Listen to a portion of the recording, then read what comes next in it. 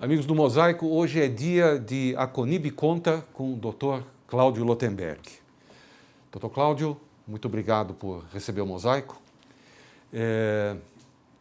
Nós não temos muitos motivos para nos alegrarmos com a situação, tanto em Israel como, na verdade, no Brasil. A gente vê assessor de presidente falando asneira, a gente vê o próprio presidente se expressando de maneira infeliz.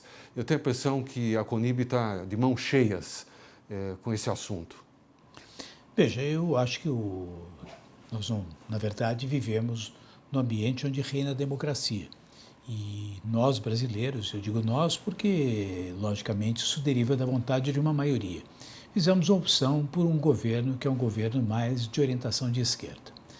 Dentro dessa leitura, nós sabemos que as críticas em relação ao Estado de Israel, por razões de natureza geopolítica, se acentuaram. Lamentavelmente, nós temos aí um cenário que não é de tão simples explicação. Entender e poder falar sobre o Oriente Médio requer um conhecimento profundo, porque talvez para as pessoas que estão aqui neste momento vivendo, fica muito mais simples fazer uma fotografia do momento atual. E a fotografia, evidentemente, ela não é boa. Nós vemos aí dos dois lados civis morrendo. Nós vemos aí um exército com um enorme poder, que é o exército de Israel. Nós temos aí um país que tem um problema para se estabelecer, que é o país para o povo palestino. Logicamente, essa é parte da leitura, é parte do entendimento. Se a gente procurar olhar com mais profundidade, entender aquilo que existe por detrás disso, e aí não é um resgate só para 7 de outubro de 2023, senão toda a história, desde a partilha, o estabelecimento dos primeiros migrantes para a região. Ali não era um país, ali era uma região, não existia um país. Nós podemos ir até atrás, ir para os romanos, falar sobre os filisteus. Então, esse resgate, no fundo, é que tem que ser entendido. E aí, evidentemente, que saem manifestações, lamentavelmente, muito ruins. Existe uma guerra, que é a guerra local, existe uma guerra de imagem, uma guerra na qual a informação não é transmitida de maneira profunda. E entendimento, quando ele é feito por parte e não pelo todo, evidentemente não é positivo. Mas, enfim, nós estamos trabalhando. Nós estamos tentando sensibilizar, estamos tentando nos aproximar, inclusive, dos próprios representantes do governo brasileiro.